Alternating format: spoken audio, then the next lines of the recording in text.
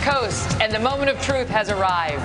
Welcome to the first debate night of the 2016 presidential campaign, live from Quicken Loans Arena in Cleveland, Ohio. I'm Megyn Kelly, along with my co-moderators, Bret Baier and Chris Wallace.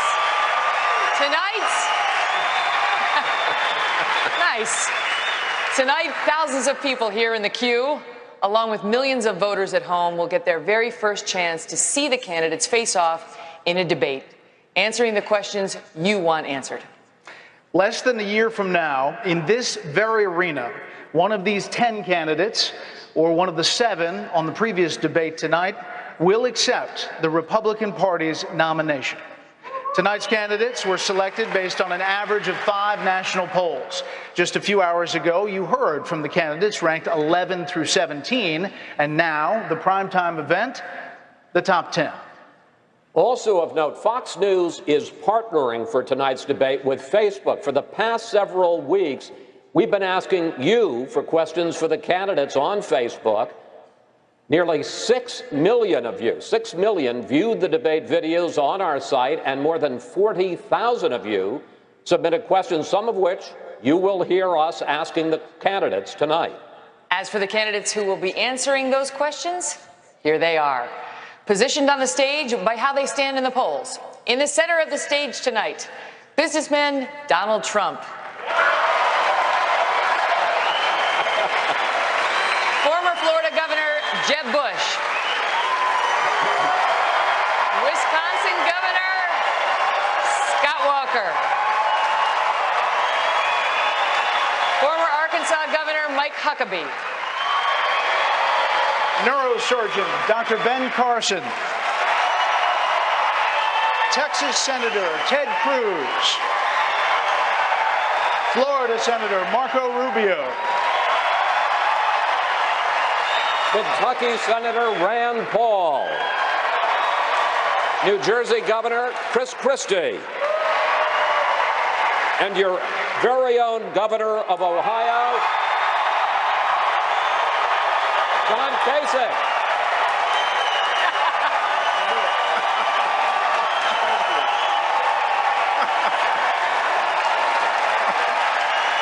Bret.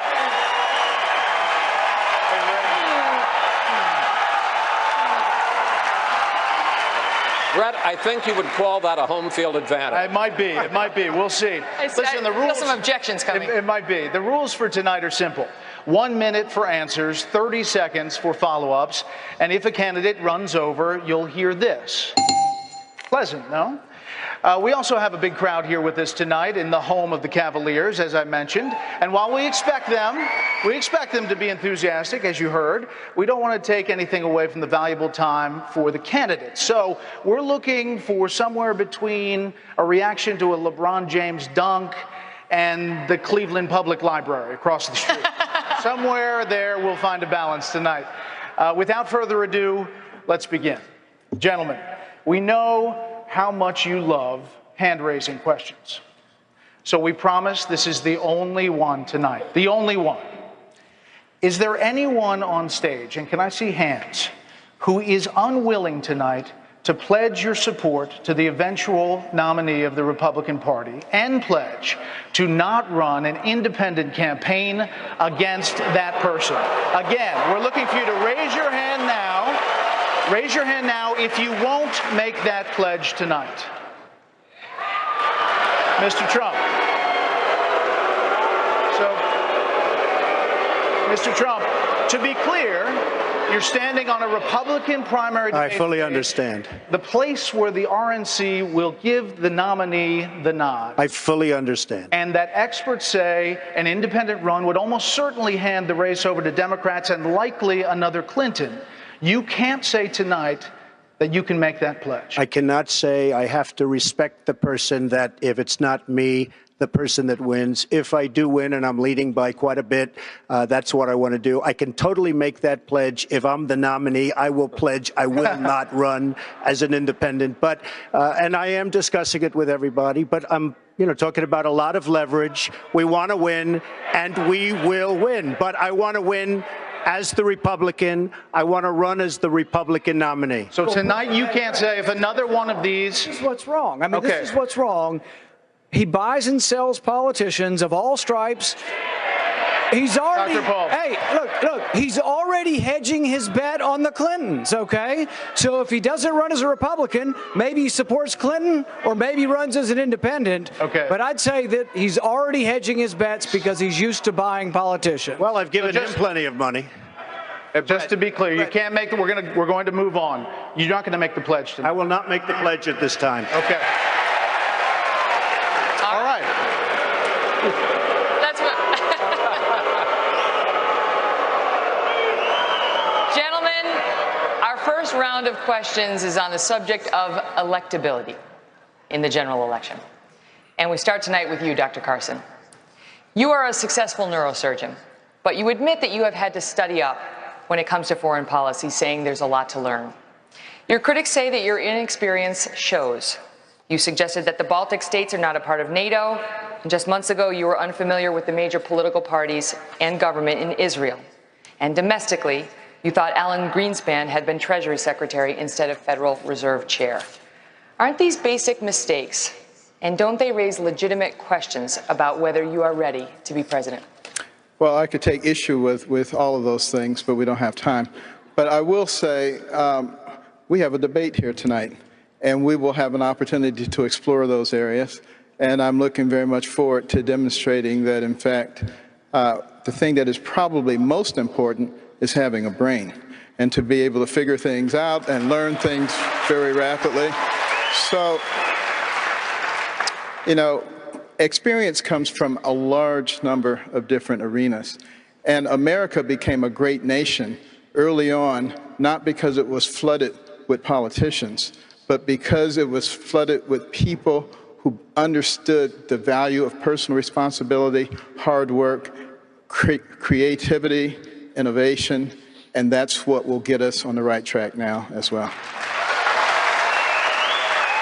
Senator Rubio, when Jeb Bush announced his candidacy for presidency, he said this: there's no passing off responsibility when you're a governor, no blending into the legislative crowd. Could you please address Governor Bush across the stage here and explain to him why you, someone who has never held executive office, are better prepared to be president than he is, a man who you say did a great job running your state of Florida for 8 years? Well, thank you for the question, Chris, and it's great to be here tonight. Let me begin by saying this. I'm not new to the political process. I was making a contribution as the Speaker of the third largest and most diverse state in the country well before I even got into the Senate. I would add to that this election cannot be a resume competition. It's important to be qualified, but if this election is a resume competition, then Hillary Clinton's going to be the next president because she's been in office and in government longer than anybody else running here tonight. Here's what this election better be about. This election better be about the future, not the past. It better be about the issues our nation and the world is facing today, not simply the issues we once faced. This country is facing an economy that has been radically transformed. You know, the largest retailer in the country, in the world today, Amazon, doesn't even own a single store, and these changes have been disruptive. They have changed people's lives. The jobs that once sustained our middle class, they either don't pay enough or they are gone, and we need someone that understands that as our nominee. If I'm our nominee, how is Hillary Clinton going to lecture me about living paycheck to paycheck? I was raised paycheck to paycheck. How is she going to lecture me? How is she going to lecture me about student loans? I owed over $100,000 just 4 years ago. If I'm our nominee, we will be the party of the future.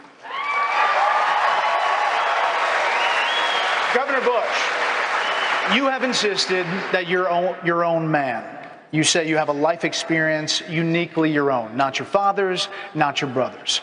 But there are several opponents on this stage who get big applause lines in early voting states with this line, quote, "The last thing the country needs is another Bush in the Oval Office." So do you understand the real concern in this country about dynastic politics? Absolutely, I do. And I'm going to run hard, run with heart, and run to win. I'm going to have to earn this. Maybe the bar is even higher for me. That's fine. I've got a record in Florida. I'm proud of my dad, and I'm certainly proud of my brother. In Florida, they call me Jeb because I earned it. I cut taxes every year, totaling $19 billion. We balanced every budget. We went from $1 billion of reserves to $9 billion of reserves. We were one of 2 states that went to AAA bond rating. They call me Vito Corleone because I vetoed 2,500 separate line items in the budget. I'm my own man. I governed as a conservative, and I governed effectively.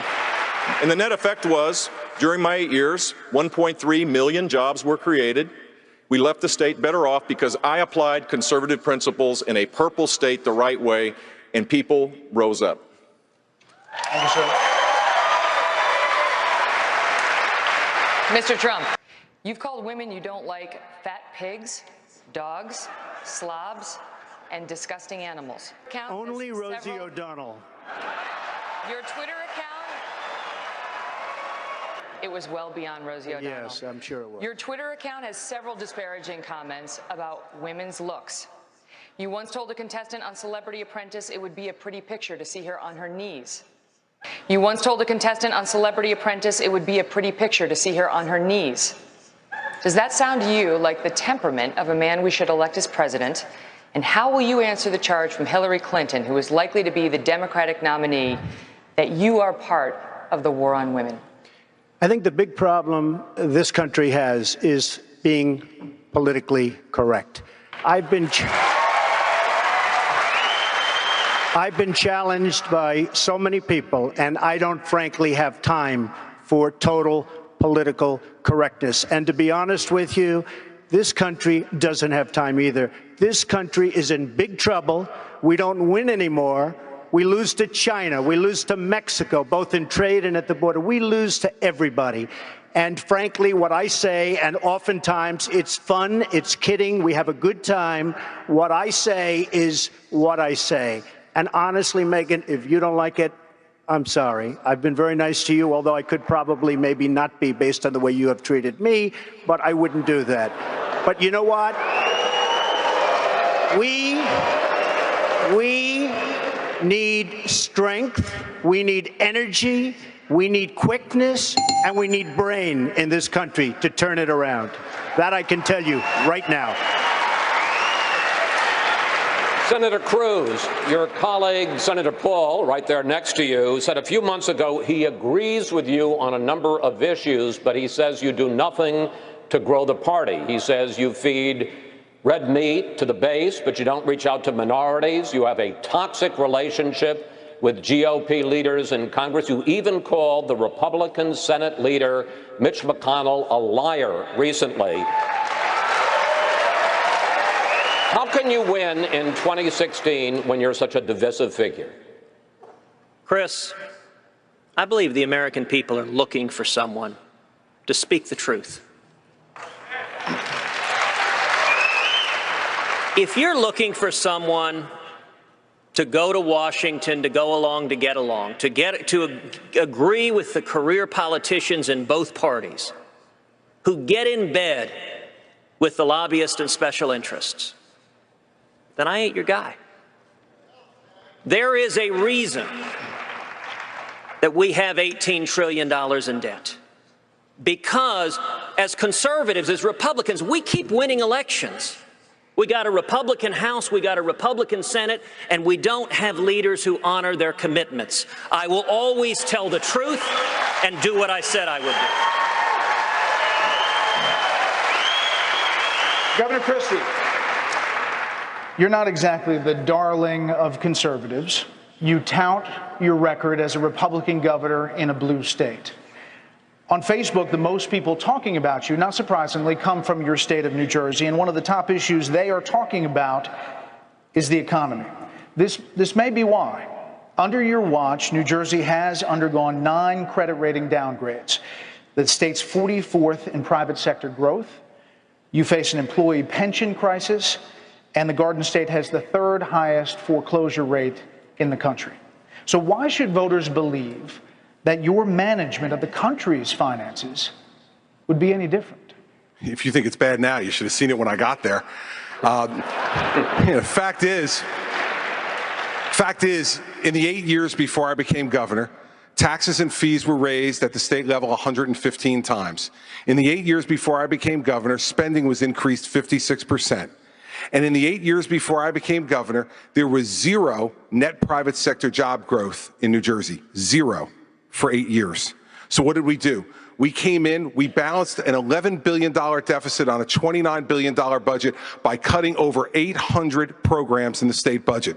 We brought the budget into balance with no tax increases. In fact, we vetoed 5 income tax increases during my time as governor. We cut business taxes $2.3 billion, and we cut regulation by 1/3 of what my predecessor put in place. And what's happened since?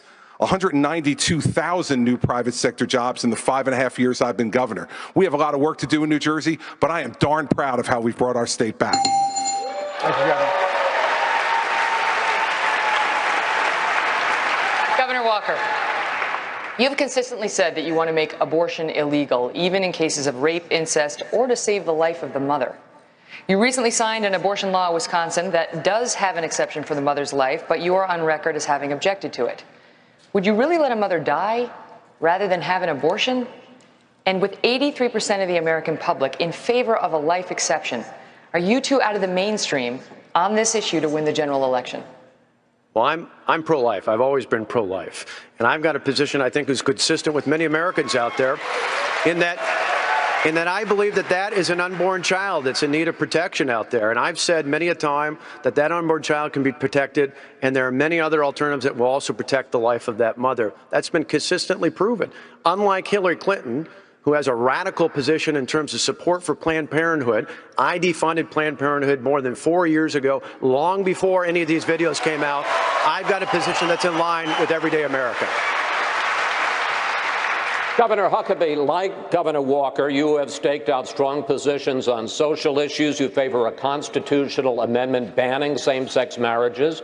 You favor a constitutional amendment banning abortions, except for the life of the mother. Millions of people in this country agree with you, but according to the polls, and again, this is an electability question, according to the polls, more people don't. So how do you persuade enough independents and Democrats to get elected in 2016? Chris, I disagree with the idea that the real issue is a constitutional amendment. That's a long and difficult process. I've actually taken a position that's bolder than that. A lot of people are talking about defunding Planned Parenthood as if that's a huge game changer. I think it's time to do something even more bold. I think the next president ought to invoke the 5th and 14th Amendments to the Constitution, now that we clearly know that that baby inside the mother's womb is a person at the moment of conception. The reason we know that it is because of the DNA schedule that we now have clear scientific evidence on. And this notion that we just continue to ignore the personhood of the individual is a violation of that unborn child's 5th and 14th Amendment rights for due process and equal protection under the law. It's time that we recognize the Supreme Court is not the supreme being, and we change the policy to be pro-life and protect children instead of rip up their body parts and sell them like they're parts to a Buick. Senator Paul, you recently blamed the rise of ISIS on Republican hawks. Now, you later said that statement, you could have said it better. But the statement went on, and you said, quote, everything they've talked about in foreign policy, they've been wrong for the last 20 years. Why are you so quick to blame your own party? First of all, only ISIS is responsible for the terrorism. Only ISIS is responsible for the depravity. But we do have to examine, how are we going to defeat ISIS? I've got a proposal. I'm the leading voice in America for not arming the allies of ISIS. I've been fighting amidst a lot of opposition from both Hillary Clinton as well as some Republicans who wanted to send arms to the allies of ISIS. ISIS rides around in $1 billion worth of U.S. Humvees. It's a disgrace. We ought to stop it. We shouldn't fund our enemies, for goodness sakes. So we didn't create ISIS. ISIS created themselves, but we will stop them. And one of the ways we stop them is by not funding them and by not arming them. Governor Kasich. You chose to expand Medicaid in your state, unlike several other governors on this stage tonight, and it is already over budget by some estimates, costing taxpayers an additional $1.4 billion in just the first 18 months. You've defended your Medicaid expansion by invoking God, saying to skeptics that when they arrive in heaven, St. Peter isn't going to ask them how small they've kept government, but what they have done for the poor. Why should Republican voters, who generally want to shrink government, believe that you won't use your St. Peter rationale to expand every government program? Well, first of all, Megan, you should know that President Reagan expanded Medicaid 3 or 4 times. Secondly, I had an opportunity to bring resources back to Ohio to do what? To treat the mentally ill. 10,000 of them sit in our prisons. It costs $22,500 a year to keep them in prison. I'd rather get them their medication so they could lead a decent life. Secondly, we are rehabbing the drug addicted. 80% of the people in our prisons have addiction problems. We now treat them in the prisons, release them in the community, and the recidivism rate is 10%, and everybody across this country knows that the tsunami of drugs is threatening their very families. So we're treating them and getting them on their feet. And finally, the working poor, instead of them having come into the emergency rooms, where it costs more, where they're sicker, and we end up paying, we brought a program in here to make sure that people could get on their feet. And you know what? Everybody has a right to their God-given purpose. And finally, our Medicaid is growing at one of the lowest rates in the country. And finally, we went from $8 billion in the hole to $2 billion in the black. We've cut $5 billion in taxes, and we've grown 350,000 jobs.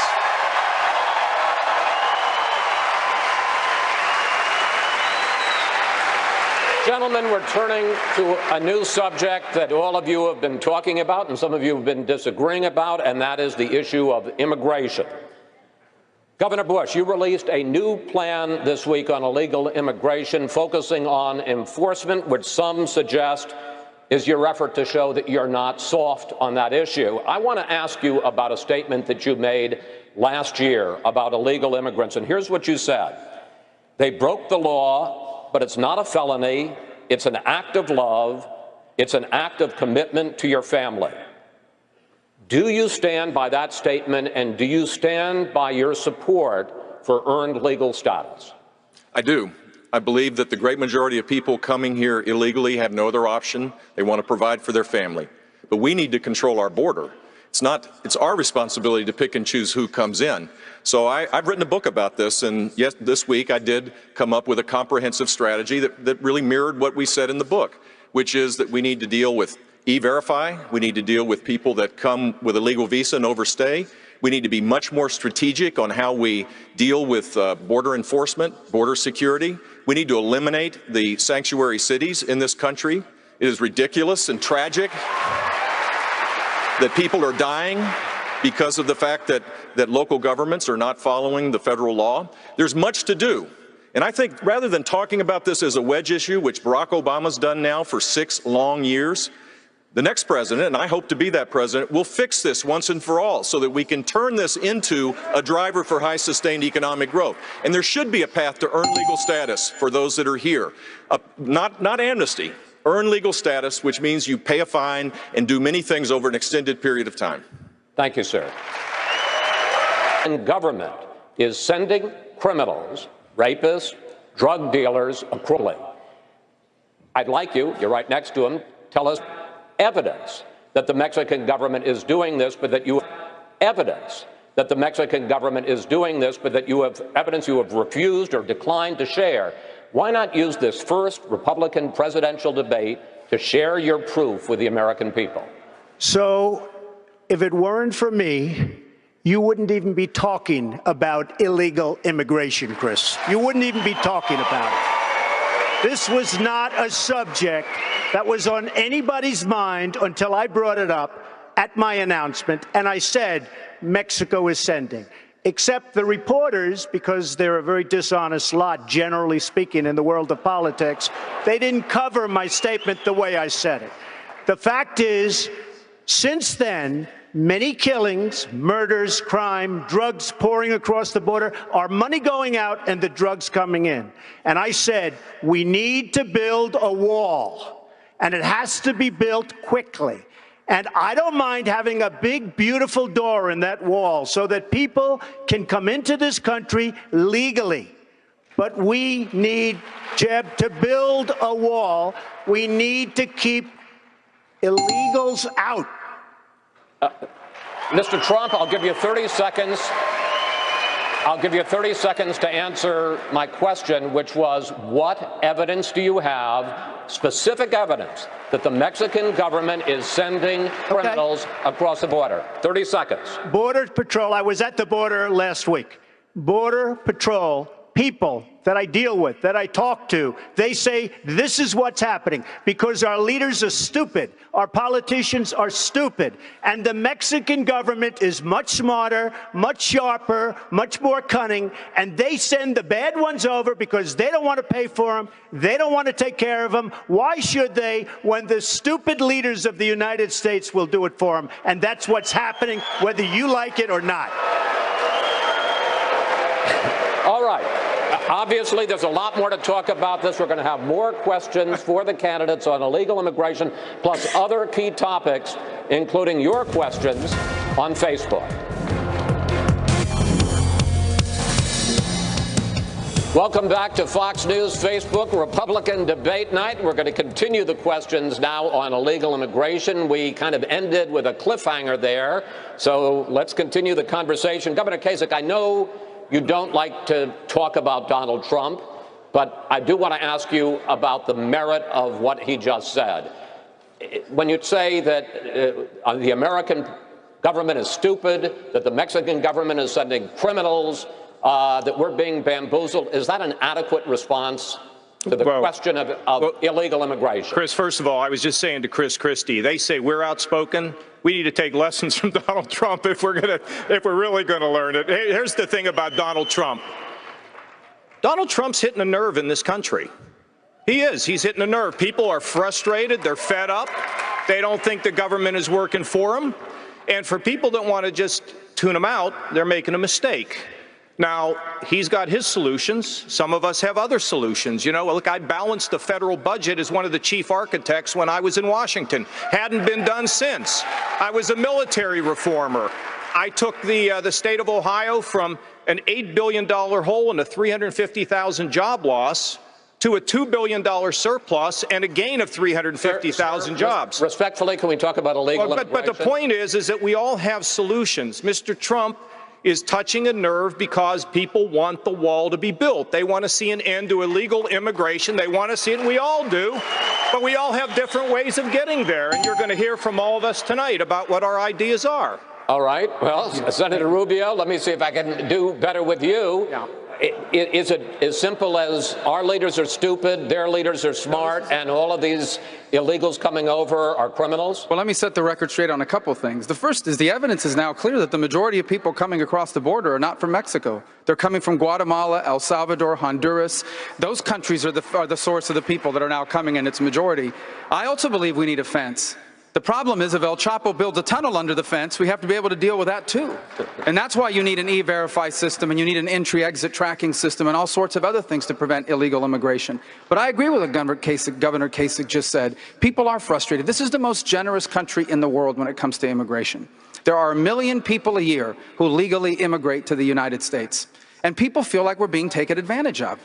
We feel like despite our generosity, we are being taken advantage of. And let me tell you who never gets talked about in these debates. The people that call my office, who have been waiting for 15 years to come to the United States, and they paid their fees, and they hired a lawyer, and they can't get in, and they're wondering maybe they should come illegally. And so these are important issues, and we should address it. It's a serious problem that needs to be addressed. And otherwise, we're going to keep talking about this for the next 30 years like we have for the last 30 years. Governor Walker, from 2002 till as recently as 2013, just 2 years ago, you supported comprehensive immigration reform, including a path to citizenship. Now you say that was a quick reaction to something you hadn't really thought about and that you've changed your mind. Other than politics, could you explain why in the last 2 years you've changed your position on a path to citizenship, and are there other past positions that we shouldn't hold you to? Yeah, well, Chris, I actually said it on your show earlier this year. I flat out said, I acknowledge that. I said I actually listened to the American people, and I think people across America want a leader who's actually going to listen to them. I talked to border state governors and other elected officials. I looked at how this president, particularly through last November, messed up the immigration system in this country. And most importantly, I listened to the people of America. I believe we need to secure the border. I've been to the border with Governor Abbott in Texas and others, seeing the problems that they have there. There's international criminal organizations penetrating our southern-based borders, and we need to do something about it. Secure the border, enforce the law, no amnesty, and go forward with a legal immigration system that gives priority to American working families and wages. Senator Cruz, some 1,400 people submitted questions on this very hot topic of illegal immigration on Facebook, and a number of them were about the murder of Kate Steinle in San Francisco, allegedly shot down by an illegal. Doug Betancourt sent this question: will you support Kate Steinle's law, which would impose a mandatory 5-year prison term for an illegal who's deported and then returns to this country? And will you defund sanctuary cities for violating federal law? Chris, absolutely yes. And not only will I support it, I have authored Kate's law in the United States Senate and filed that legislation. I tried to get the Senate to vote to pass Kate's law on the floor of the Senate just 1 week ago, and the leader of our own party blocked a vote on Kate's law. You know, there was reference made to our leaders being stupid. It's not a question of stupidity. It's that they don't want to enforce the immigration laws. That there are far too many in the Washington cartel that support amnesty. President Obama has talked about fundamentally transforming this country. There's 7 billion people across the face of the globe, many of whom want to come to this country. If they come legally, great, but if they come illegally and they get amnesty, that is how we fundamentally change this country, and it really is striking. A majority of the candidates on this stage have supported amnesty. I have never supported amnesty, and I led the fight against Chuck Schumer's Gang of 8 amnesty legislation in the Senate. All right, gentlemen, we're going to switch topics now and talk a bit about terror and national security. Governor Christie, you have said that Senator Paul's opposition to the NSA's collection of phone records has made the United States weaker and more vulnerable, even going so far as to say that he should be called before Congress to answer for it if we should be hit by another terrorist attack. Do you really believe you can assign blame to Senator Paul just for opposing the bulk collection of people's phone records in the event of a terrorist attack? Yes, I do. And I'll tell you why. Because I'm the only person on this stage who's actually filed applications under the Patriot Act, who have gone before the the Foreign Intelligence Service Court, who has prosecuted and investigated and jailed terrorists in this country after September 11th. I was appointed U.S. Attorney by President Bush on September 10th, 2001, and the world changed enormously the next day. And it happened in my state. This is not theoretical to me. I went to the funerals. We lost friends of ours in the Trade Center that day. My own wife was 2 blocks from the Trade Center that day at her office, having gone through it that morning.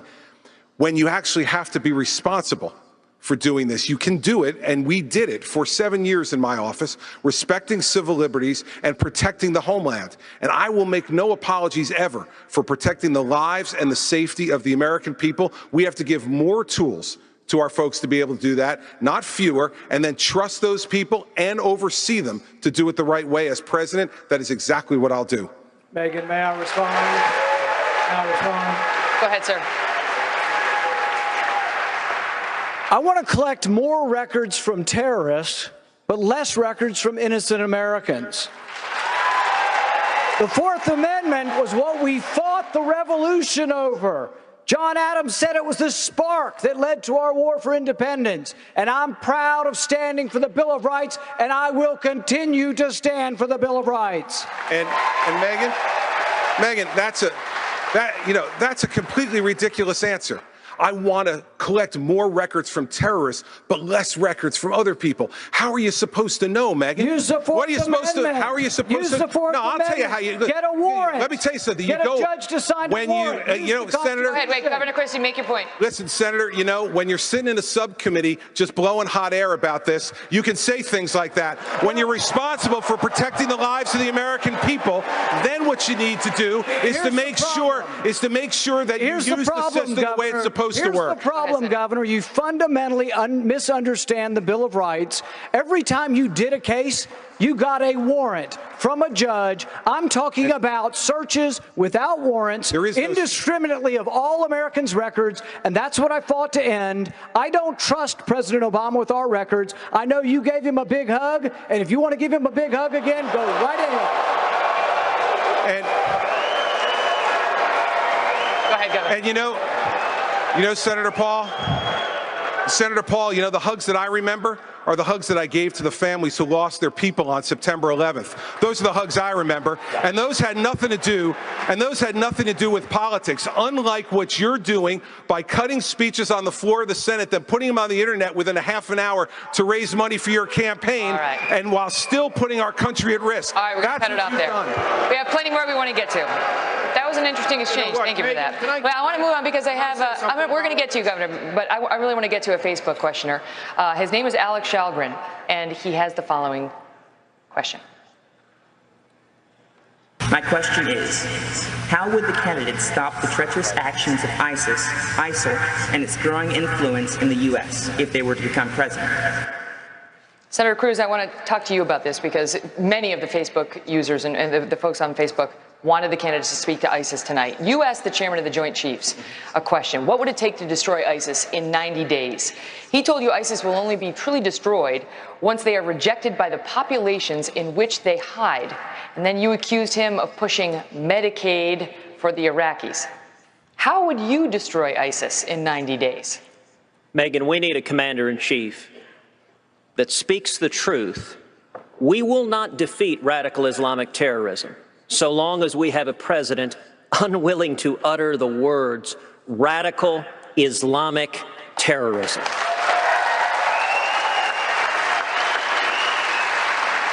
When I asked General Dempsey, the chairman of the Joint Chiefs, what would be required militarily to destroy ISIS, he said there is no military solution. We need to change the conditions on the ground so that young men are not in poverty and susceptible to radicalization. That, with all due respect, is nonsense. It's the same answer the State Department gave, that we need to give them jobs. What we need is a commander-in-chief who makes clear, if you join ISIS, if you wage jihad on America, then you are signing your death warrant. You don't see it as an ideological problem? An ideological problem in addition to a military one. Megan, of course it's an ideological problem. That's one of the reasons why I introduced the Expatriate Terrorist Act in the Senate that said if any American travels to the Middle East and joins ISIS, that he or she forfeits their citizenship so they don't use a passport to come back and wage jihad on Americans. Yes, it is ideological, and let me contrast President Obama, who at the prayer breakfast essentially acted as an apologist. He said, well, gosh, the Crusades, the Inquisitions. We need a president that shows the courage that Egypt's President al-Sisi did, a Muslim, when he called out the radical Islamic terrorists who are threatening the world. Governor Bush. For days on end in this campaign, you struggled to answer a question about whether, knowing what we know now, you would have invaded Iraq. Megan. I remember it too. And ISIS, of course, is now thriving there. You finally said no.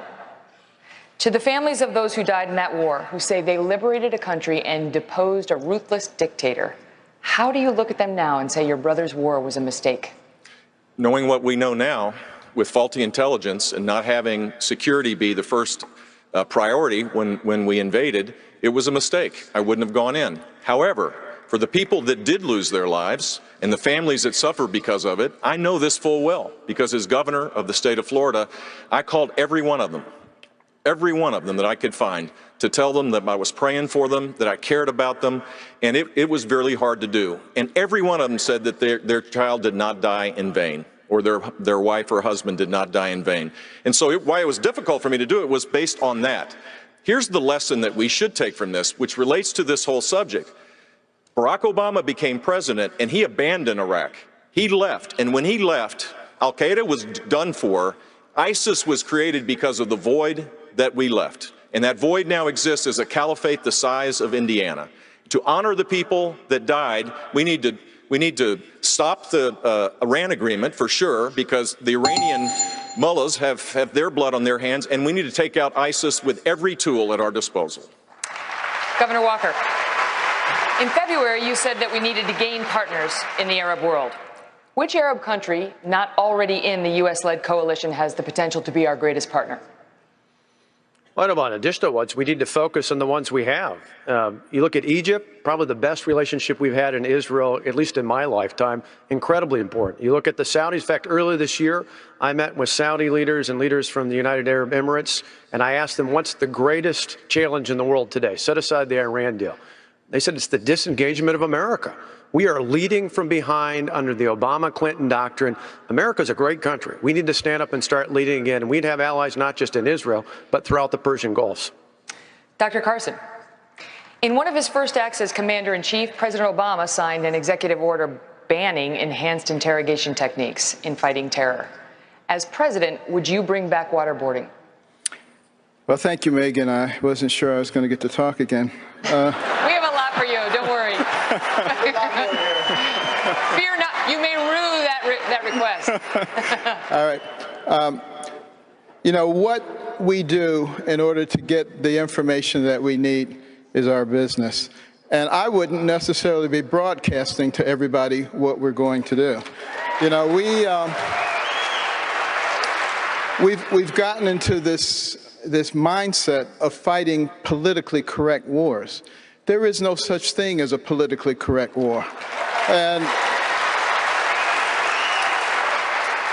the left, of course, will say Carson doesn't believe in the Geneva Convention. Carson doesn't believe in fighting stupid wars. And what we have to remember is we want to utilize the tremendous intellect that we have in the military to win wars. And I've talked to a lot of the generals, a lot of our advanced people, and believe me, if we gave them the mission, which is what the commander-in-chief does, they would be able to carry it out. And if we don't tie their hands behind their back, they will do it extremely effectively. Gentlemen, the next series of questions deals with Obamacare and the role of the federal government. Mr. Trump, Obamacare is one of the things you call a disaster. Complete disaster, yes. Saying it needs to be repealed and replaced. Correct. Now, 15 years ago, you called yourself a liberal on health care. You were for a single-payer system, a Canadian-style system. Why were you for that then, and why aren't you for it now? First of all, I'd like to just go back to in July of 2004, I came out strongly against the war with Iraq because it was going to destabilize the Middle East. And I'm the only one on the stage that knew that and had the vision to say it. And that's exactly what happened. The Middle East became totally destabilized. So I just want to say, as far as single payer, it works in Canada. It works incredibly well in Scotland. It could have worked in a different age, which is the age you're talking about here. What I'd like to see is a private system without the artificial lines around every state. I have a big company with thousands and thousands of employees, and if I'm negotiating in New York or in New Jersey or in California, I have like one bidder. Nobody can bid. You know why? Because the insurance companies are making a fortune because they have control of the politicians, of course, with the exception of the politicians on the stage. But they have total control of the politicians. They're making a fortune. Get rid of the artificial lines, and you will have yourself great plans. And then we have to take care of the people that can't take care of themselves, and I will do that through a different system. Hey, Brett, Mr. Trump, hold on one second. I got a news flash. I know. Hold on, Senator Paul. News flash. The Republican Party's been fighting against a single-payer system for a decade. So I think you're on the wrong side of this if you're still arguing for a single-payer system. I don't think you heard me. You're having a hard time tonight. All right, Mr. Trump, it's not just your past support for single-payer health care. You've also supported a host of other liberal policies. You've also donated to several Democratic candidates, Hillary Clinton included, Nancy Pelosi. You explained away those donations, saying you did that to get business-related favors. And you said recently, quote, "When you give, they do whatever the hell you want them to do." You better believe it. So what specifically did they do? If I ask them, if I need them, you know, most of the people on this stage I've given to, just so you understand. A lot of money. Not me. Not me.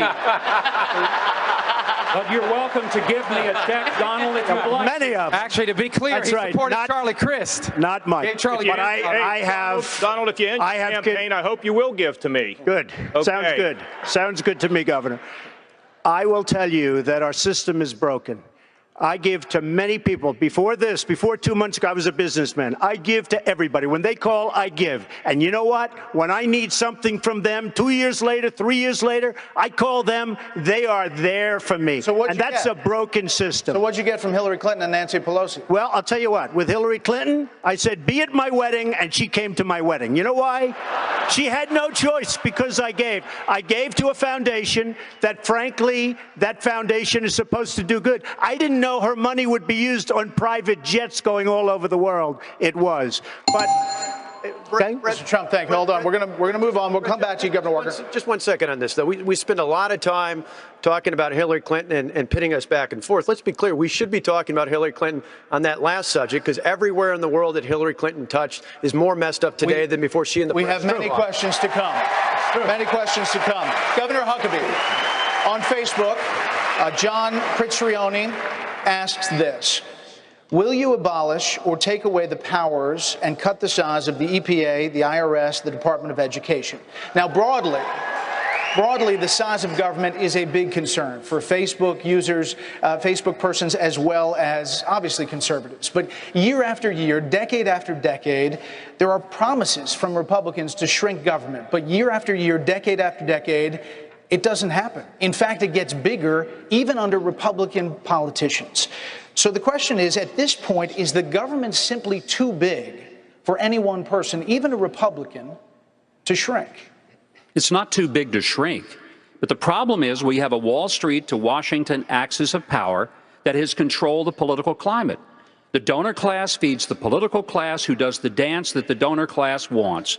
And the result is federal government keeps getting bigger. Every person on this stage who has been a governor will tell you that the biggest fight they had was not the other party, wasn't even the legislature. It was the federal government, who continually put mandates on the states that we had to suck up and pay for.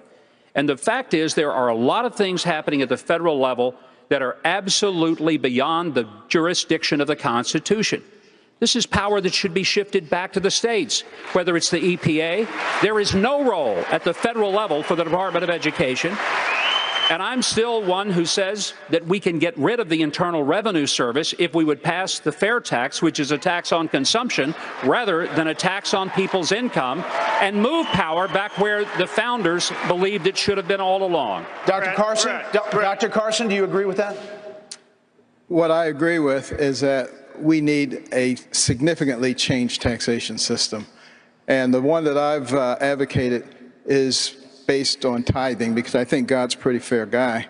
And he said, you know, if you give me a tithe, it doesn't matter how much you made. If you had a bumper crop, you don't owe me triple tithes, and you had no crops at all, you don't owe me no tithes. So there must be something inherently fair about that, and that's why I've advocated a proportional tax system.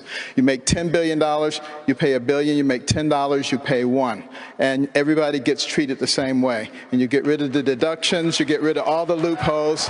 And Governor Bush. And I have a lot more to say about it. We're going to come back to you, Dr. Carson.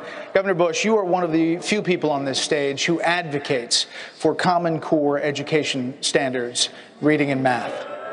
A lot of people on this stage vigorously oppose federal involvement in education. They say it should all be handled locally. President Obama's Secretary of Education, Arne Duncan, has said that most of the criticism of Common Core is due to a, quote, fringe group of critics. Do you think that's accurate? No, I don't, and I don't believe the federal government should be involved in the creation of standards directly or indirectly, the creation of curriculum or content. That is clearly a state responsibility. I'm for higher standards, measured in an intellectually honest way, with abundant school choice, ending social promotion.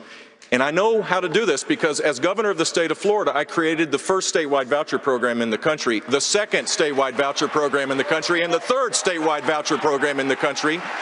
And we had rising student achievement across the board because high standards, robust accountability, ending social promotion in third grade, real school choice across the board, challenging the teachers union and beating them is the way to go. And Florida's low-income kids had the greatest gains. Inside the country, our graduation rate improved by 50%. That's what I'm for. Senator Rubio, why is Governor Bush wrong on Common Core? Well, first of I, too, believe in curriculum reform. It's critically important in the 21st century. We do need curriculum reform, and it should happen at the state and local level. That is where educational policy belongs, because if a parent is unhappy with what their child is being taught in school, they can go to that local school board or their state legislature or their governor and get it changed. Here's the problem with Common Core. The Department of Education, like every federal agency, will never be satisfied. They will not stop with it being a suggestion. They will turn it into a mandate. In fact, what they will begin to say to local communities is, you will not get federal money unless you do things the way we want you to do it. And they will use Common Core or any other requirements that exist nationally to force it down the throats of our people in our states. And you agree with your old friend? He's definitely my friend, and I think the states ought to create these standards. And if states want to opt out of Common Core, fine. Just make sure your standards are high. Because today in America, a third of our kids, after we spend more per student than any country in the world other than a couple of rounding errors, to be honest with you, 30% are college and or career ready. If we are going to compete in this world we're in today, there's no possible way we can do it with lowering expectations and dumbing down everything. Children are going to suffer and families' hearts are going to be broken that their kids won't be able to get a job in the 21st century. We have many more questions coming on a host of topics here from Quicken Loans Arena in Cleveland. Stay with us. What would make you stand out as the best choice for the Republican nomination? How do you intend to go about student loan reform? What will be the first thing you will do to stimulate economic growth in our country and bring more jobs to the United States?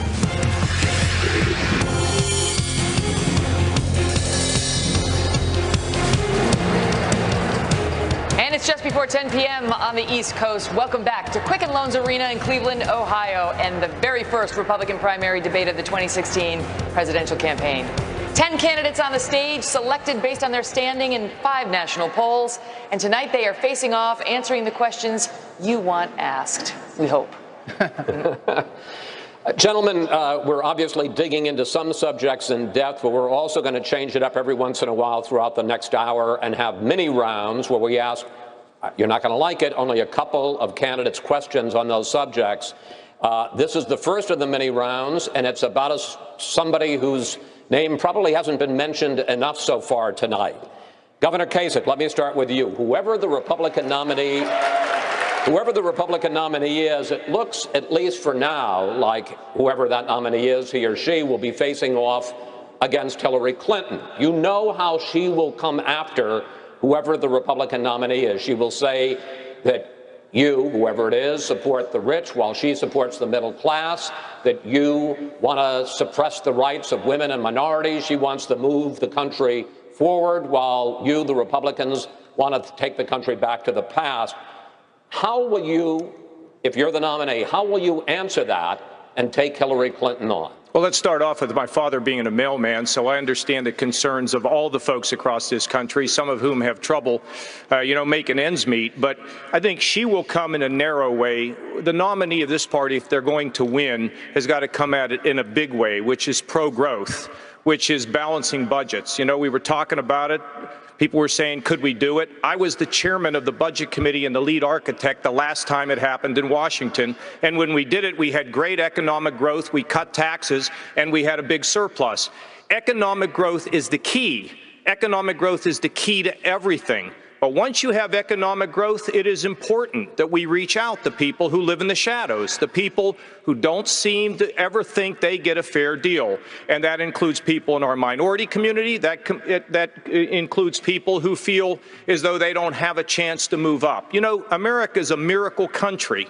And we have to restore the sense that the miracle will apply to you. Each and every one of the people in this country who's watching tonight, lift everybody, unite everybody, and build a stronger United States of America again. It will be and can be done. I know that all of you would like to answer this question, but we're only going to ask one other candidate before we move on to a different subject. Dr. Carson, basically same question to you. If Hillary Clinton is the nominee and she comes at you with that kind of line of attack, how will you take her on?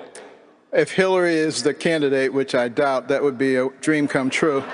But, you know, the fact of the matter is, she is the epitome of the secular progressive movement. And she counts on the fact that people are uninformed, the Alinsky model, taking advantage of useful idiots. Well, I just happen to believe that people are not stupid. And the way I will come at it is to educate people, help people to actually understand that is that progressive movement that is causing them the problems. You know, you look at the national debt and how it's being driven up. If I was trying to destroy this country, what I would do is find a way to drive wedges between all the people, drive the debt to an unsustainable level, and then step off the stage as a world leader and let our enemies increase while we decreased our capacity as a military person, and that's what she's doing. Gentlemen, we're going to turn now to the subject of the economy, jobs, and money and the government. And Governor Bush, I'm going to start with you. You have made a bold promise in your announcement. You have promised 4% economic growth and 19 million new jobs if you were fortunate enough to serve 2 terms as president. That many jobs, 19 million, would be triple what your father and your brother accomplished together. And 4% growth, the last president to average that was Lyndon Johnson during the height of the Vietnam War. So, question, how on earth, specifically, would you pull that off? We've done it 27 times since World War II. I think we need to lift our spirits and have high, lofty expectations for this great country of ours. The new normal of 2% that the left is saying you can't do anything about is so dangerous for our country. There's 6 million people living in poverty today, more than when Barack Obama got elected. 6.5 million people are working part-time, most of whom want to work full-time. We've created rules and taxes on top of every aspiration of people, and the net result is we're not growing fast, income's not growing. A 4% growth strategy means you fix a convoluted tax code. You get in and you change every aspect of regulations that are job killers. You get rid of Obamacare and replace it with something that doesn't suppress wages and kill jobs. You embrace the energy revolution in our country. This president and Hillary Clinton, who can't even say she's for the XL pipeline even after she's left, give me a break. Of course we're for it. We should be for these things to create high sustained economic growth. And frankly, fixing our immigration system and turning it into an economic driver is part of this as well. We can do this. Governor Walker, when you ran for governor of Wisconsin back in 2010, you promised that you would create 250,000 jobs in your first term, first 4 years. In fact, Wisconsin added barely half that and ranked 35th in the country in job growth. Now you're running for president and you're promising an economic plan in which everyone will earn a piece of the American dream. Given your record in Wisconsin, why should voters believe you? Well, the voters in Wisconsin elected me last year for the 3rd time because they wanted someone who aimed high, not aimed low. Before I came in, the unemployment rate was over 8%. It's now down to 4.6%. We've more than made up for the jobs that were lost during the recession. And the rate in which people are working is almost 5 points higher than it is nationally. You know, people like Hillary Clinton think you grow the economy by growing Washington. One report last year showed that 6 of the top 10 wealthiest counties in America were in or around Washington, D.C. I think most of us in America understand that people, not the government, creates jobs. And one of the best things we can do is get the government out of the way, repeal Obamacare, rein in all the out-of-control regulations, put in place an all-the-above energy policy, get people the education and skills that they need to succeed, and lower the tax rate and reform the tax code. That's what I'll do as president, just like I did in Wisconsin. Governor Christie, I want to engage you and Governor Huckabee in a subject that is a big issue in both of your campaigns, and that is entitlement reform. You say that to save the system, you want to raise the retirement age, have to raise the retirement age, and to cut benefits for Social Security and Medicare. And you say that some of the candidates here on the stage are lying. Governor Huckabee says he can save Social Security and Medicare without doing any of that. Is he lying? No, he's not lying. He's just wrong. I mean, so there's a difference. Listen, I'm the only guy on this stage who's put out a detailed 12-point plan on entitlement reform, and here's why.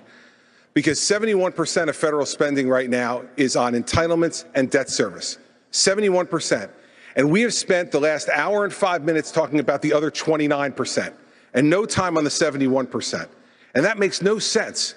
Now, let me tell you exactly what we would do on Social Security. Yes, we'd raise the retirement age 2 years and phase it in over 25 years. That means we'd raise it 1 month a year for 25 years when we're all living longer and living better lives. Secondly, we would means test Social Security for those who are making over $200,000 a year in retirement income and who have $4 to $5 million in liquid assets saved. They don't need that Social Security check. Social Security is meant to be to make sure that no one who's worked hard and played by the rules and paid into the system grows old in poverty in America. If we don't deal with this problem, it will bankrupt our country or lead to massive tax increases, neither one that we want in this country. Governor Huckabee, you say that changing entitlements, the kind of thing that Governor Christie is talking about, would be breaking a promise to the American people. And you say that you can keep those programs, save Social Security, save Medicare, without those kinds of reforms through a fair tax, which is a broad tax on consumption. Please explain to Governor Christie how that would work and how you could save these programs without the kind of painful reforms he says we need. Let's all be reminded 60 million Americans are on Social Security. 60 million. A third of those people depend on 90% of their income from Social Security. Nobody in this country is on Social Security because they made the decision when they were starting work at 14 that they wanted to entrust some of their money with the government. The government took it out of their check whether they wanted them to or not. And if a person goes to 65, they're going to spend 51 years with the government reaching into their pocket at every paycheck. Now, here's the point. Whose fault is it that the system is screwed up?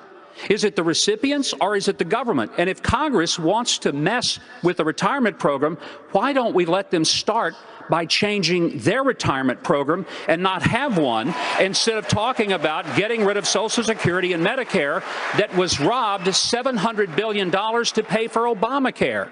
It's always that the government figures that they can do this off the backs of people, many of whom are poor and depend on that money. And I just think it's fundamentally lying to the people and stealing from them, and we shouldn't be doing it. Chris.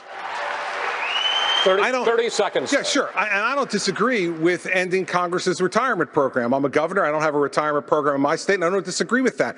But here's the news for the American people. He's complaining about the lying and stealing. The lying and stealing has already occurred. The trust fund is filled with IOUs.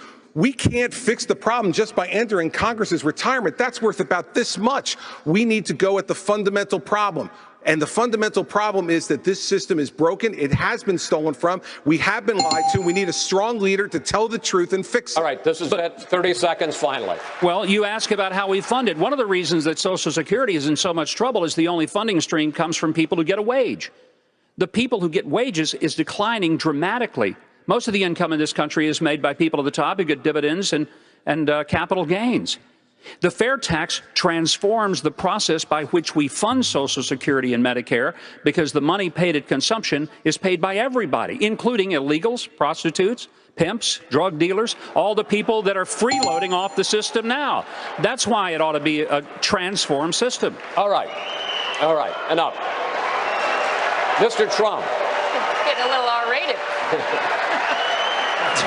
Mr. Trump, you talk a lot about how you are the person on this stage to grow the economy. I want to ask you about your business record. Trump corporations, casinos and hotels, have declared bankruptcy 4 times over the last quarter century. In 2011, you told Forbes magazine this: "I've used the laws of the country to my advantage." But at the same time, financial experts involved in those bankruptcies say that lenders to your companies lost billions of dollars. Question, sir, with that record, why should we trust you to run the nation's business? Because I have used the laws of this country, just like the greatest people that you read about every day in business have used the laws of this country, the chapter laws, to do a great job for my company, for myself, for my employees, for my family, etc. I have never gone bankrupt, by the way. I have never. But out of hundreds of deals, but sir, excuse me, that's your line, but your companies have gone bankrupt. What am I saying? Out of hundreds of deals that I've done, hundreds, on 4 occasions, I've taken advantage of the laws of this country, like other people. I'm not going to name their names because I'm not going to embarrass, but virtually every person that you read about on the front page of the business sections, they've used the law. The difference is when somebody else uses those laws, nobody writes about it. When I use it, they say, oh, Trump, Trump, Trump. The fact is, I built a net worth of more than $10 billion. I have a great, great company. I employ thousands of people, and I'm very proud of the job I did. Again, Chris, hundreds and hundreds of deals. 4 times I've taken advantage of the laws, and frankly, so has everybody else in my position. Well, sir, let's just talk about the latest example, which is Trump Entertainment Resorts, which went bankrupt in 2009. In that case alone, lenders to your company lost over $1 billion, and more than 1,100 people were laid off. Well, is that the way that you run the country? Let me just tell you about the lenders. First of all, these lenders aren't babies. These are total killers. These are not the nice, sweet little people that you think, okay? You know, I mean, you're living in a world of the make-believe, Chris. You want to know the truth. And I had the good sense to leave Atlantic City, which, by the way, Caesars just went bankrupt. Every company, Chris can tell you, every company virtually in Atlantic City went bankrupt. Every company. And let me just tell you, I had the good sense, and I've gotten a lot of credit in the financial pages. 7 years ago, I left Atlantic City before it totally cratered, and I made a lot of money in Atlantic City, and I'm very proud of it. I want to tell you that. Very, very proud of it. And by the way, this country right now owes $19 trillion, and they need somebody like me to straighten out that mess. Senator Rubio, more than 3,000 people sent us questions about the economy and jobs on Facebook. And here is a video question from Tanya Sialko from Philadelphia. Here she is. Please describe one action you would do to make the economic environment more favorable for small businesses and entrepreneurs and anyone dreaming of opening their own business. That's a great question. Senator, how do you answer, Tanya? That's a great question. First of all, it begins by having leaders that recognize that the economy we live in today is dramatically different from the one we had 5 years ago. It's an economy that now has placed us in global competition with dozens of other countries around the world. Now, the big companies that have connections with Washington, they can affect policies to help them. But the small companies like the one Tanya's talking about, they're the ones that are struggling. The first thing we need to do is we need to even out the tax code for small businesses so that we lower their tax rate to 25%, just as we need to lower it for all businesses. We need to have a regulatory budget in America that limits the amount of regulations on our economy. We need to repeal and replace Obamacare. And we need to improve higher education so that people can have access to the skills they need for 21st century jobs. And last but not least, we need to repeal Dodd-Frank. It is eviscerating small businesses and small banks. Over 40% of small and mid-sized banks that loan money to small businesses have been wiped out since Dodd-Frank has passed. We need to repeal and replace Dodd-Frank. We need to make America fair again for all businesses, but especially those being run by small business owners. Senator Rubio, thank you. Gentlemen, another question for a few of you. Just yesterday, President Obama criticized Republican lawmakers trying to block the Iran deal. calling them knee-jerk partisans, adding that hardliners in Iran who chant death to America were, quote, making common cause with the Republican caucus. Here's what two of your opponents on the 5 p.m. debate stage said about Iran. I will tell you one thing. I would a whole lot rather had Carly Fiorina over there doing our negotiation than John Kerry. Maybe we would have gotten a deal where we didn't give everything away. But the issue for us is to have a Congress that stands up and says not only no, but hell no to this money going to a regime that is going to use it for terror. When America does not lead, the world is a dangerous and a tragic place. This is a bad deal. Obama broke every rule of negotiation. Yes, our allies are not perfect, but Iran is at the heart of most of the evil that is going on in the Middle East through their proxy. Now, I want to ask a few of you this. First, Governor Walker, you've said that you would tear up the Iran deal on day one. If this deal is undone, what then? Well, first off, let's remember, I still remember as a kid tying a yellow ribbon around the tree in front of my house during the 444 days that Iran held 52 Americans hostage. Iran is not a place we should be doing business with. To me, you terminate the deal on day one. You reinstate the sanctions authorized by Congress. You go to Congress and put in place even more crippling sanctions in place, and then you convince our allies to do the same. This is not just bad with Iran. This is bad with ISIS. It is tied together, and once and for all, we need a leader who's going to stand up and do something about it. It's yet another example of the failed foreign policy of the Obama-Clinton doctrine. Senator Paul, would you tear up the deal on day one? I oppose the Iranian deal and will vote against it. I don't think that the president negotiated from a position of strength, but I don't immediately discount negotiations. I'm a Reagan conservative. Reagan did negotiate with the Soviets, but you have to negotiate from a position of strength, and I think President Obama gave away too much too early. If there's going to be a negotiation, you're going to have to believe somehow that the Iranians are going to comply. And I asked this question to John Kerry. I said, do you believe they're trustworthy? And he said, no. And I said, well, how are we going to get them to comply? I would have never released the sanctions before there was consistent evidence of compliance. Governor Huckabee, what do you think about what Senator Paul just said? Ronald Reagan said trust but verify. President Obama is trust but vilify. He trusts our enemies and vilifies everyone who disagrees with him. And the reason we disagree with him has nothing to do with party. It has to do with the incredibly dangerous place that this world is going to be as a result of a deal in which we got nothing. We didn't even get 4 hostages out. We got nothing. And Iran gets everything they want. We said we would have anywhere, anytime negotiations and inspections. We gave that up. We said that we would make sure that they didn't have any nuclear capacity. We gave that up. The president can't tell us what we got. I'll tell you what the world got. The world has a burgeoning nuclear power that didn't, as the Soviets, say we might defend ourselves in a war. What the Iranians have said is, we will wipe Israel off the face of the map, and we will bring death to America. When someone points a gun at your head and loads it, by God, you ought to take them seriously, and we need to take that seriously. Thank you, gentlemen. Well, the first debate night of the 2016 presidential campaign continues from Cleveland after a short time out. Stick around. Social Issues next.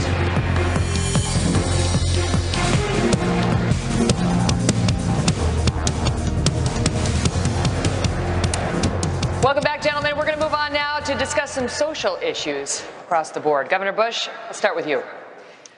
Many Republicans have been outraged recently by a series of videos on Planned Parenthood. You now say that you support ending federal funding for this organization. However, until late 2014, right before you started your campaign, you sat on the board of a Bloomberg charity that quite publicly gave tens of millions of dollars to Planned Parenthood while you were a director. How could you not know about these well-publicized donations? And if you did know, how could you help a charity so openly committed to abortion rights? I joined the Bloomberg Foundation because of Mike Bloomberg's shared commitment for meaningful education reform. That's why I was on it. We never had a debate about the budget. It was presented and we approved it, not item by item. Here's my record. As governor of the state of Florida, I defunded Planned Parenthood. I created a culture of life in our state. We were the only state to appropriate money for crisis pregnancy centers. We expanded dramatically the number of adoptions out of our foster care system. We did parental notification laws. We ended partial birth abortion. We did all of this, and we were the first state to do a Choose Life license plate. Now 29 states have done it, and tens of millions of dollars have gone to create a culture where more babies are adopted. But did you know?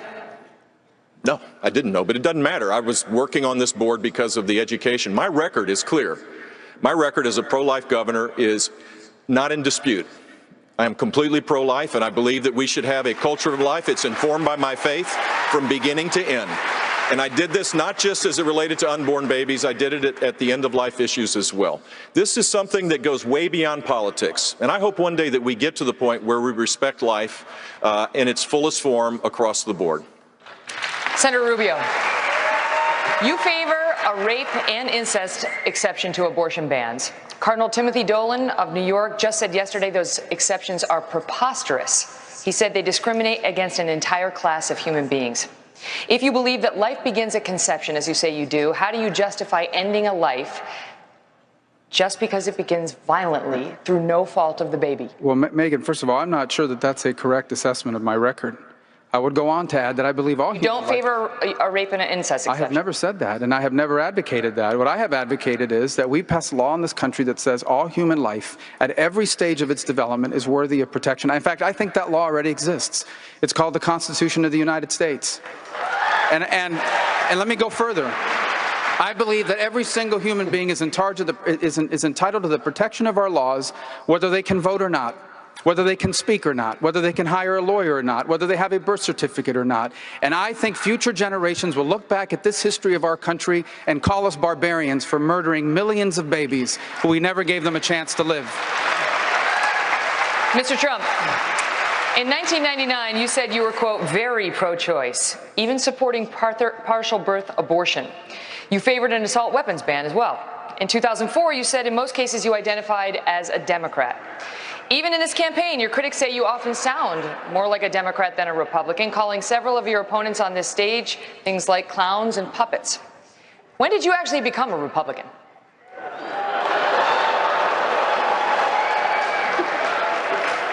I don't think they like me very much.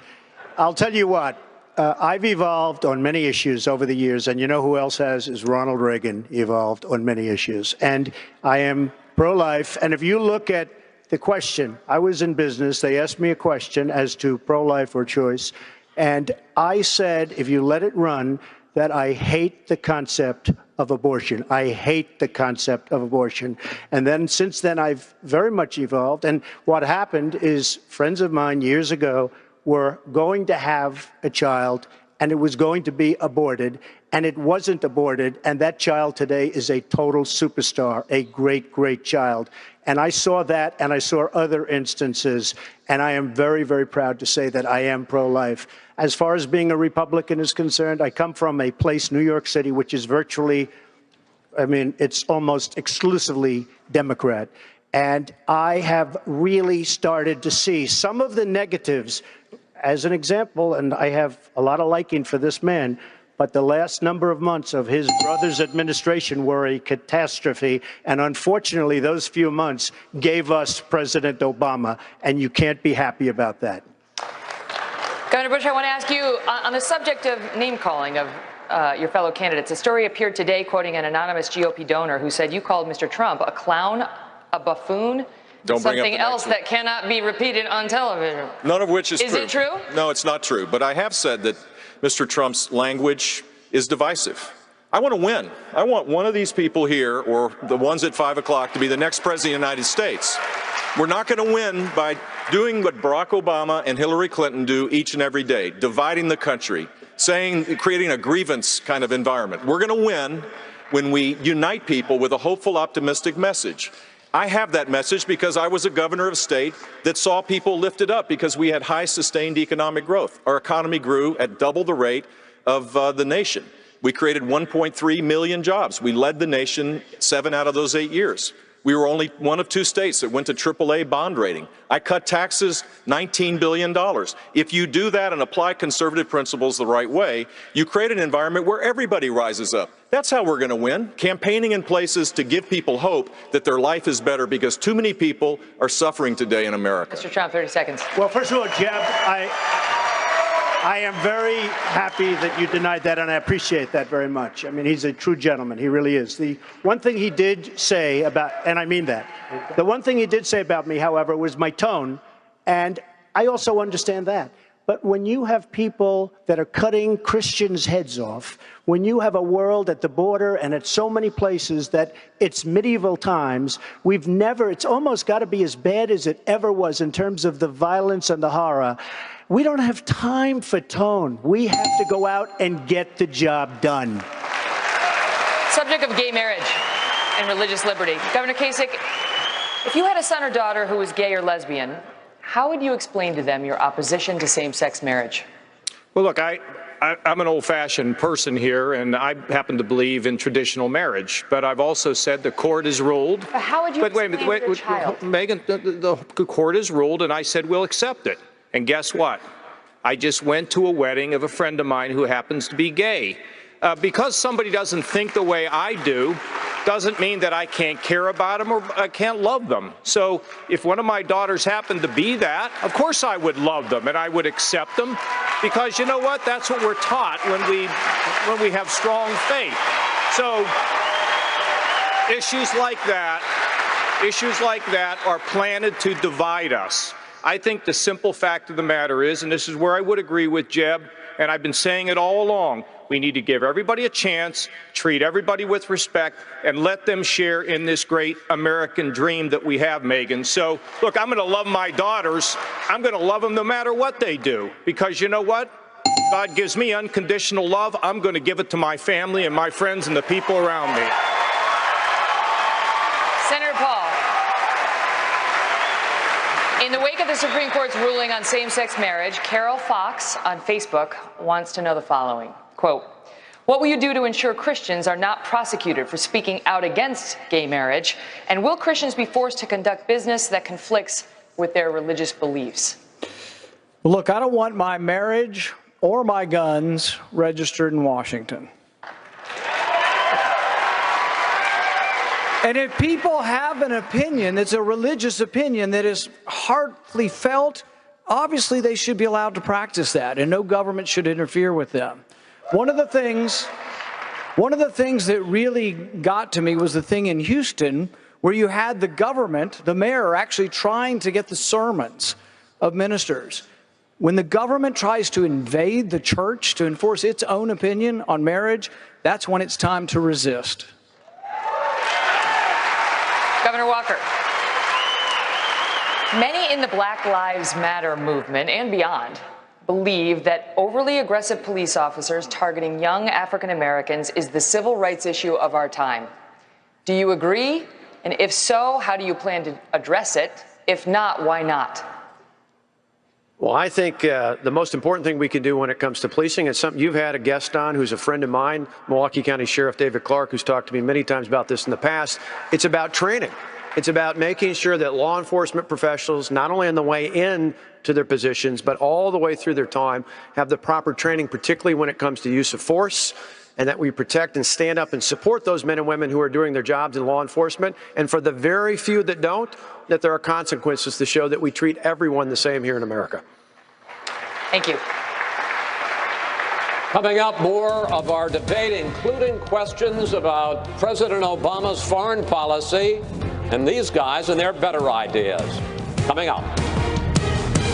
About a top Iranian general traveling to Moscow to meet with Russian President Vladimir Putin. His name is General Qasem Soleimani. He's blamed for hundreds of U.S. troops' deaths in Iraq and Afghanistan. His trip to Russia appears to directly violate UN Security Council resolutions to confine him to Iran.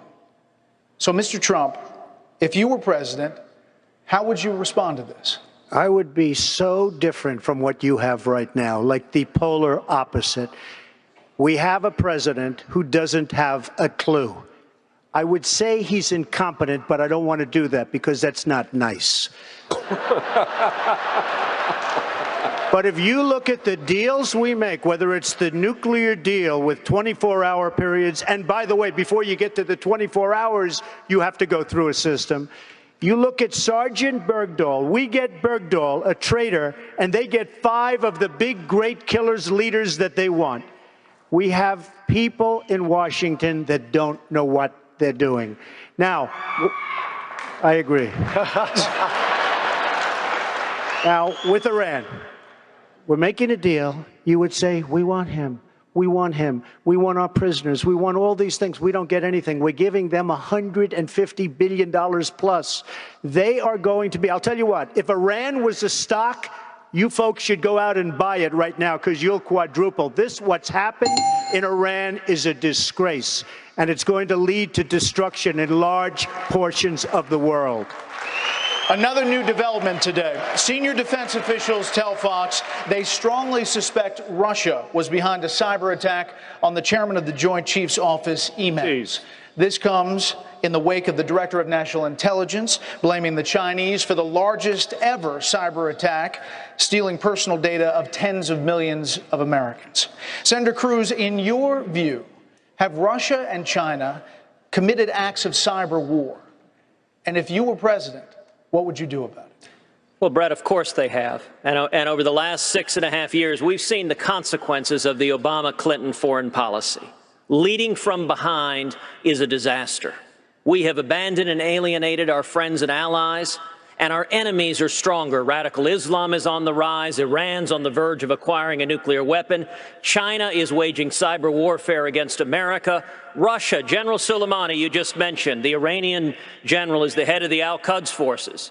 He's directly responsible for the murder of over 500 American servicemen in Iraq. And part of this Iranian deal was lifting the international sanctions on General Soleimani. The day General Soleimani flew back from Moscow to Iran was the day we believed that Russia used cyber warfare against the Joint Chiefs. We need a new commander-in-chief that will stand up to our enemies and that will have credibility. It is worth emphasizing that Iran released our hostages in 1981, the day Ronald Reagan was sworn into office. Dr. Carson, in August of 2012, President Obama famously declared that if Syrian President Bashar al-Assad used chemical weapons, quote, that's a red line for us, and that there would be enormous consequences.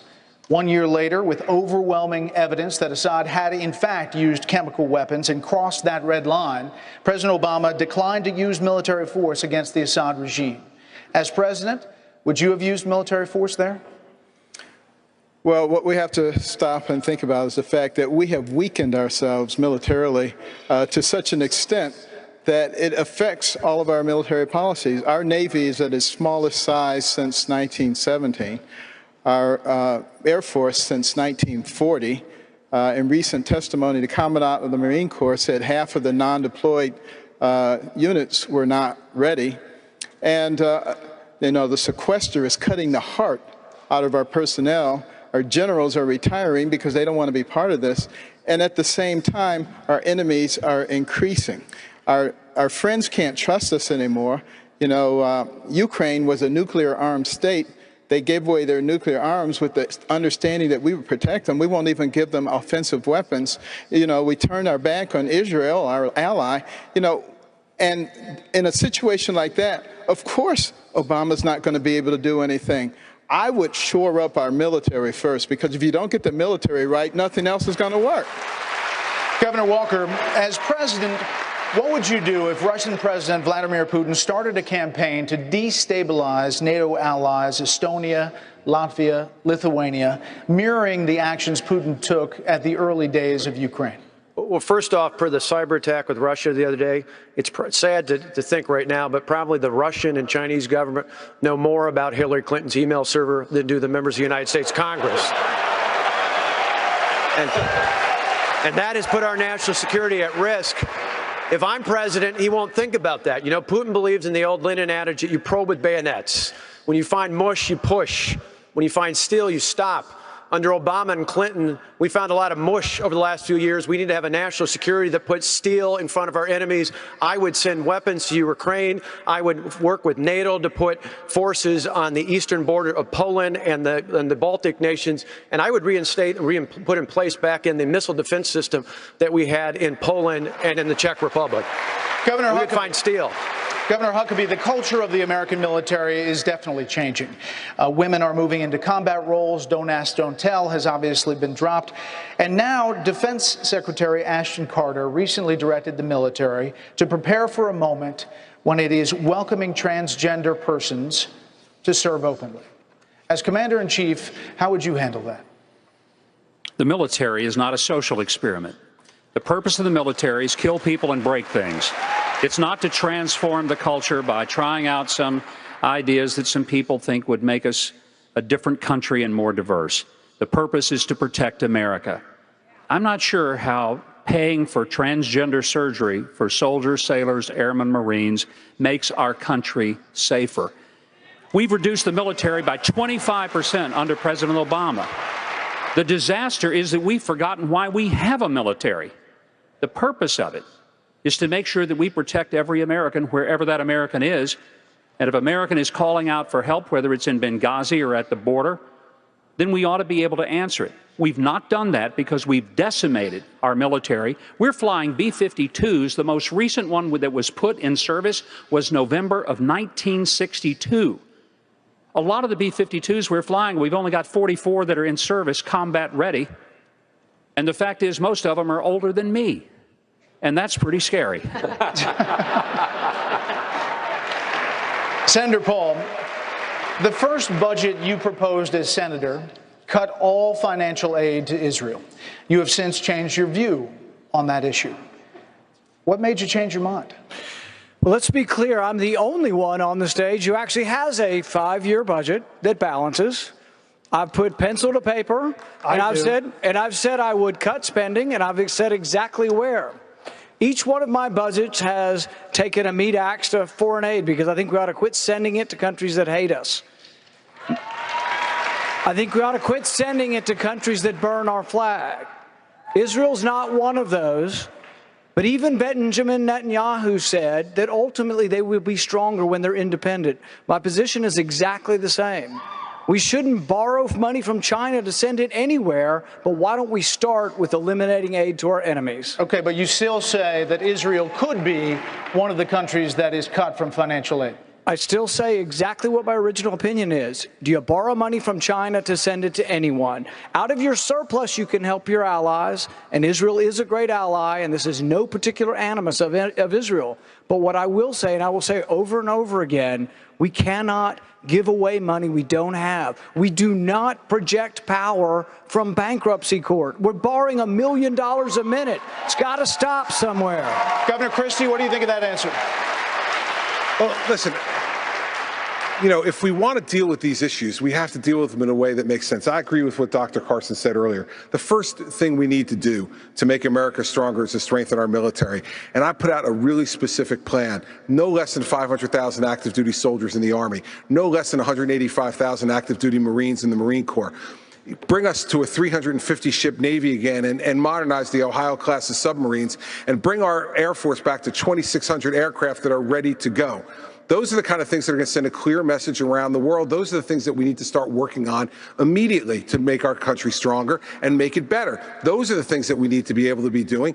And as we move towards dealing with foreign aid, I don't disagree with Senator Paul's position that we shouldn't be funding our enemies. But I absolutely believe that Israel is a priority to be able to fund and keep them strong and safe after 8 years of this administration. Governor, thank you. Brett, can I jump in on this one?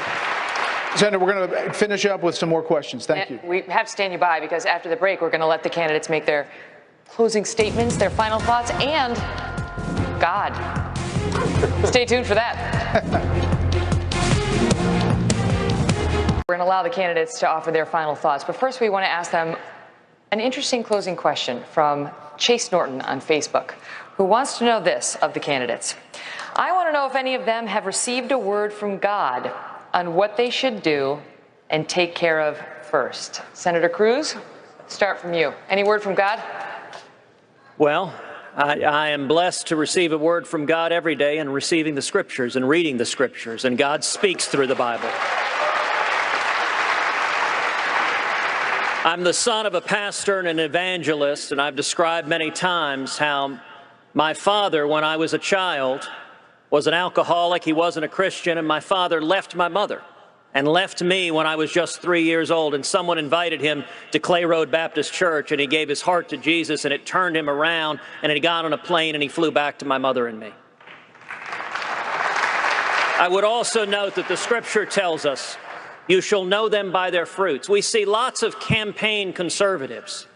But if we're going to win in 2016, we need a consistent conservative, someone who's been a fiscal conservative, a social conservative, a national security conservative. There are real differences among the candidates on issues like amnesty, like Obamacare, like religious liberty, like life and marriage. And I have been proud to fight and stand for religious liberty, to stand against Planned Parenthood, to defend life for my entire career, and I will be proud to continue to do so as President of the United States. Governor Kasich, same question. Well, Megan, my father was a mailman. His father was a coal miner. My mother's mother could barely speak English, and their son today stands on this podium in the great state of Ohio, not only as the governor, but a candidate for President of the United States. I do believe in miracles. You know, I've had a lot of elections, but my elections are really not about campaigns. I tell my people that these are about a movement, and a movement to do what? To restore common sense, a movement to do things like provide economic growth, and a movement not to let anybody be behind. You know, today the country's divided. You asked a question about the police and the difficulty in communities. We've got to unite our country again, because we're stronger when we are united and we are weaker when we are divided. And we've got to listen to other people's voices, respect them, but keep in mind, and I believe in terms of the things that I've read in my lifetime, the Lord's not picking us, but because of how we respect human rights, because that we are a good force in the world, He wants America to be strong, He wants America to succeed, and He wants America to lead. And nothing's more important to me than my family, my faith, and my friends. Governor Walker, same question.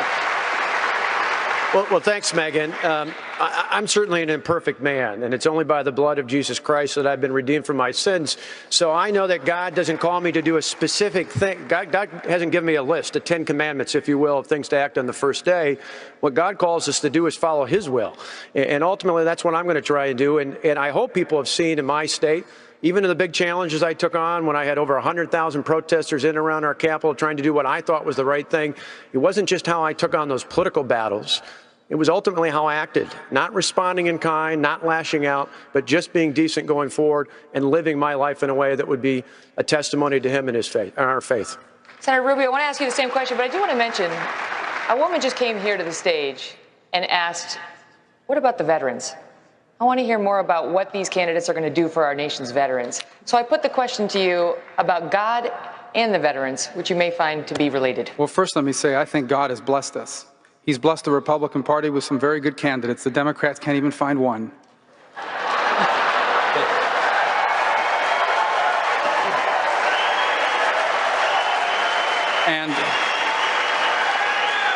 And I believe God has blessed our country. This country's been extraordinarily blessed, and we have honored that blessing, and that's why God has continued to bless us. And He's blessed us with young men and women willing to risk their lives and sometimes die in uniform for the safety and security of our people. Unfortunately, today we have a VA that does not do enough for them. I am proud that last year we helped change the law. We changed the law to give the power to the VA secretary, the ability to fire any executive that isn't doing their job. And it is outrageous. They've only fired one person to date. When I'm President of the United States, we're going to have a VA that cares more about our veterans than about the bureaucrats who work at the VA. Dr. Carson, question to you about God and His role, but also one of the issues that the public was very interested in, and we touched on it earlier, is race relations in this country and how divided we seem right now. And what, if anything, you would do as the next president to help heal that divide? Well, I think the bully pulpit is a wonderful place to start healing that divide. You know, we have the purveyors of hatred who take every single incident between people of two races and try to make a race war out of it and drive wedges into people. And this does not need to be done. What we need to think about instead, you know, I was asked by an NPR reporter once, why don't I talk about race that often? I said, it's because I'm a neurosurgeon. And she thought that was a strange response. And I said, you see, when I take someone to the operating room, I'm actually operating on the thing that makes them who they are. The skin doesn't make them who they are. The hair doesn't make them who they are. And it's time for us to move beyond that, because, you know, our strength as a nation comes in our unity. We are the United States of America, not the divided states. And those who want to destroy us are trying to divide us, and we shouldn't let them do it. Thank you. Now, each candidate will make a closing statement. You'll all have 30 seconds to make a closing statement for this debate. We'll start with Ohio Governor John Kasich. You know, tonight we hear about what people want to do. I want to tell you what I've done. I was a member of the Armed Services Committee for 18 years. I spent a big chunk of my life studying national security issues and our role in the world. Number two, I was the chairman of the House Budget Committee and one of the chief architects the last time we balanced the budget, and it was the first time we'd done it since man walked on the moon. We had a $5 trillion surplus and we cut taxes. I spent 10 years in the private sector actually learning how business works, and now I'm the governor of Ohio, and I inherited a state that was on the brink of dying. And we've turned it all around with jobs and balanced budgets and rising credit and tax cuts, and the state is unified, and people have hope again in Ohio. Governor Christie. Well, thank you, Megan. Listen, I was born into a middle-class family in New Jersey. My dad came home from serving in the Army after having lost his father, worked in the Breyers ice cream plant in Newark, New Jersey, and was the first person to graduate from college, put himself through college at night. My mom was his secretary. I was appointed United States Attorney on September 10th, 2001, and spent the next 7 years of my career fighting terrorism and putting terrorists in jail. I'm a conservative, pro-life governor in a state where it's really tough to be both. In a state like New Jersey with lots of Democrats, but still we cut taxes, we balanced budgets, we fought the teachers union. This president has had weak leadership, which has led to bad choices. We got to stop worrying about being loved and start worrying about being respected, and that's exactly how I'll lead our country. Senator Paul, closing statement. I'm a different kind of Republican. I've introduced a 5-year balanced budget. I've introduced the largest tax cut in our history. I stood for 10.5 hours on the Senate floor to defend your right to be left alone. But I've also gone to Chicago, I've gone to Detroit, I've been to Ferguson, I've been to Baltimore, because I want our party to be bigger, better, and bolder, and I'm the only one that leads Hillary Clinton in 5 states that were won by President Obama. I'm a different kind of Republican. Senator Marco Rubio. Thank you. You know, both of my parents were born into poor families on the island of Cuba. They came to America because it was the only place where people like them could have a chance. Here in this country, they never made it big, but the very purpose of their life was to give us the chance to do all the things they never could.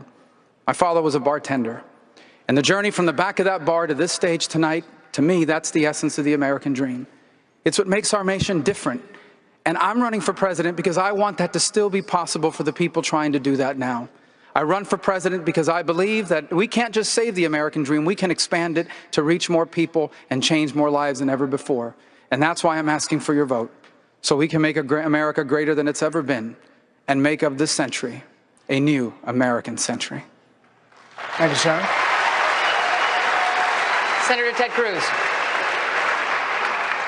If I am elected president, let me tell you about my first day in office. The first thing I intend to do is to rescind every illegal and unconstitutional executive action taken by Barack Obama. The next thing I intend to do is instruct the Department of Justice to open an investigation into these videos and to prosecute Planned Parenthood for any criminal violations. The next thing I intend to do is instruct the Department of Justice and the IRS to start persecuting religious liberty. I then intend to cancel the Iran deal and finally move the U.S. Embassy in Israel to Jerusalem. I will keep my word.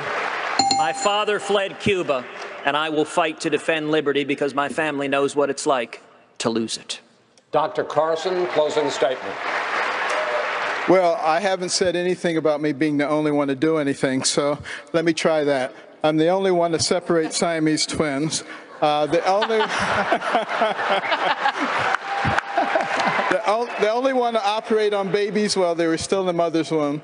The only one to take out half of a brain, although you would think if you go to Washington that someone had beat me to it.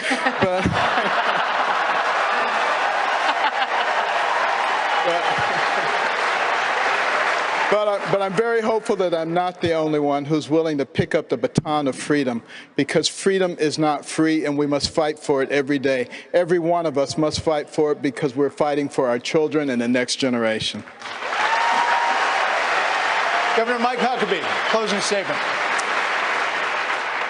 It seems like this election has been a whole lot about a person who's very high in the polls, but doesn't have a clue about how to govern, a person who has been filled with scandals and who could not lead. And of course, I'm talking about Hillary Clinton. I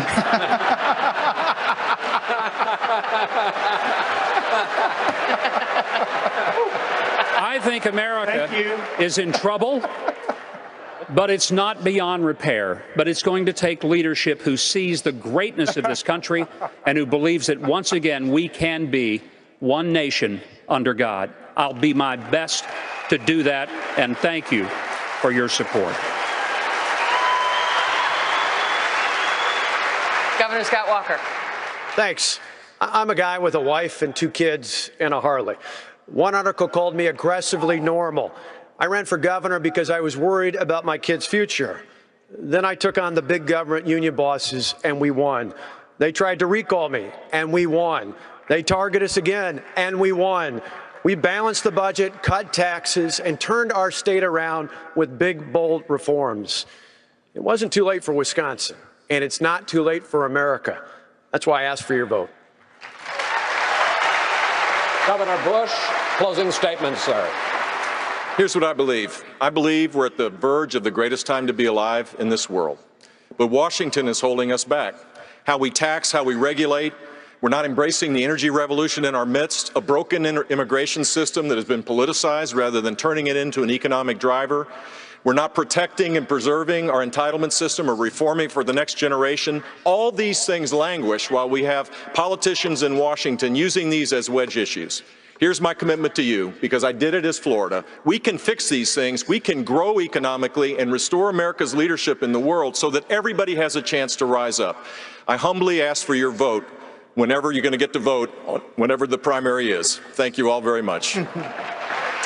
Mr. Trump, closing statement, sir. Our country is in serious trouble. We don't win anymore. We don't beat China in trade. We don't beat Japan with their millions and millions of cars coming into this country in trade. We can't beat Mexico at the border or in trade. We can't do anything right. Our military has to be strengthened. Our vets have to be taken care of. We have to end Obamacare, and we have to make our country great again, and I will do that. Thank you.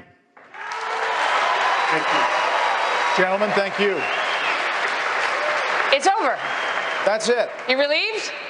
You were nervous before? They don't look relieved. They're like, get me out of here. Thank you all very much. And that will do it.